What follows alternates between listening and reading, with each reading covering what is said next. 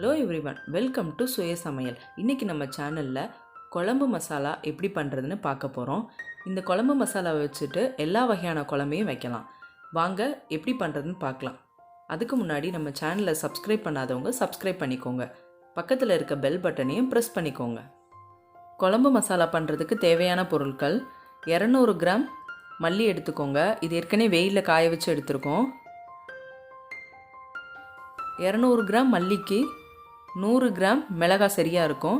இந்த மிளகாயில் எனக்கு காரம் நிறையாவே இருக்கும், அதுக்கேற்ற மாதிரி நான் எடுத்திருக்கேன். அடுத்து தேவையான பொருட்கள் என்னென்னா 35 கிராம் கடலைப்பருப்பு, 35 கிராம் அரிசி, எந்த அரிசி வேணால் எடுத்துக்கோங்க, 25 கிராம் மஞ்சள், 35 கிராம் துவரம்பருப்பு, 35 கிராம் சோம்பு, 35 கிராம் சீரகம், ஒரு கொத்து கருவேப்பிலை. இது எல்லாத்தையும் வறுத்து அரைச்சிக்க போகிறோம். நான் இந்த ஸ்பூன் கணக்கில் 1 டேபிள் ஸ்பூன் அப்படின்னா, இப்போ சீரகம் 1 டேபிள் ஸ்பூனுன்னா அது 10 கிராம் இருந்தது. அடுத்து காயம், நான் பெருங்காயத்தூள் எடுத்திருக்கேன். நீங்கள் கட்டி பெருங்காயம்னா ஒரு சின்ன கட்டி எடுத்துக்கோங்க. வெந்தயம் 10 கிராம், கடுகு 10 கிராம், மிளகு 35 கிராம். ஃபஸ்ட்டு ஒரு பேனை நல்லா ஹீட் பண்ணிக்கோங்க. அது நல்லா சூடானதும் அந்த 100 கிராம் மிளகாவையும் அதில் ஆட் பண்ணிவிட்டு நல்லா வறுத்துக்க போகிறோம். நல்லா வறுத்துக்கோங்க, நல்லா சூடுபட வறுத்துக்கோங்க. மிளகாய் கரிஞ்சிடாமல் பார்த்துக்கோங்க. அடுத்து தனியா ஆட் பண்ணிக்கிறேன். மல்லி 200 கிராம் மல்லி, அதையும் நல்லா வறுத்துக்கோங்க. இது ஏற்கனவே வெயிலையும் காய வச்சுருக்கேன். நல்லா சூடு பற நல்லா வறுத்துக்கோங்க. வறுத்து அதை தனியாக எடுத்து வச்சிடலாம். அடுத்து சீரகம் 35 கிராம், நல்லா வறுத்துக்கோங்க.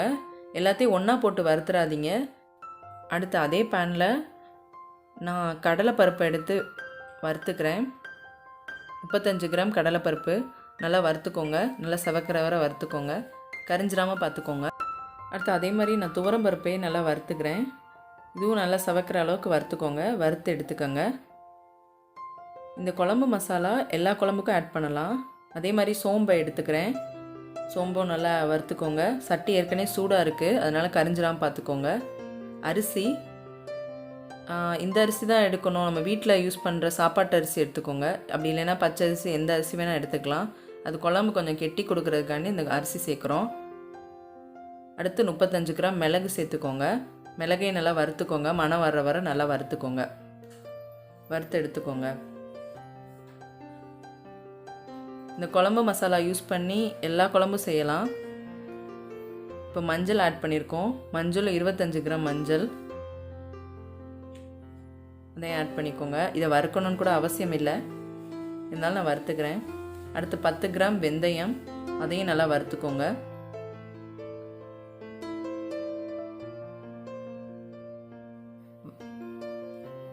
பத்து கிராம் கடுகு, கடுகு நல்லா பொரியட்டும், அது அளவுக்கு நல்லா வறுத்துக்கோங்க. நல்லா உடையணும். கடுகு நல்லா வெடித்ததுக்கப்புறமா அதையும் ஆட் பண்ணிக்கலாம். அப்புறம் ஒரு கையளவு கருவேப்பிலை, அதையும் ஆட் பண்ணிக்கோங்க. நல்ல வாசம் கொடுக்கும் கருவேப்பிலை. எல்லாத்தையும் சேர்த்து இப்போ நம்ம அரைக்க போகிறோம். எல்லாம் வறுத்தோம்ல, அது எல்லாத்தையும் சேர்த்து நான் இன்றைக்கி மிஷினில் கொடுத்து அரைச்சிருக்கேன். நீங்கள் வீட்டில் மிக்சியில் அடிச்சிங்கன்னா நல்லா அடித்து ஒரு தனியாக ஒரு பேப்பரில் எடுத்து ஆற வச்சு அதுக்கப்புறம் ஒரு டப்பாவில் ஸ்டோர் பண்ணிக்கோங்க. அப்படி நீங்கள் வச்சிங்கன்னா 6 மாதத்துக்கு மேலேயே அந்த மசாலா பொடி இருக்கும். அந்த மசாலா அரைச்சி வைக்கிறீங்கல்ல டப்பா, அதுக்குள்ளே 2-3 சின்ன வெங்காயம் போட்டிங்கன்னா மசாலாவில் எந்த வண்டும் பிடிக்காது. நீங்கள் ரொம்ப நாள் யூஸ் பண்ணலாம். மசாலா யூஸ் பண்ணி நீங்கள் புளிக்குழம்பு, மீன் குழம்பு, கறி குழம்பு, எல்லா குழம்புக்குமே இதை யூஸ் பண்ணிக்கலாம். கண்டிப்பாக இதை ட்ரை பண்ணி பாருங்கள். இது எப்படி இருந்துச்சுன்னு கீழே கமெண்ட்ஸில் சொல்லுங்கள். இது உங்கள் ஃப்ரெண்ட்ஸ் அண்ட் ஃபேமிலிஸோடு ஷேர் பண்ணிக்கோங்க. நம்ம சேனலை சப்ஸ்கிரைப் பண்ணலைன்னா சப்ஸ்கிரைப் பண்ணிக்கோங்க. தேங்க்ஸ் ஃபார் வாட்சிங்.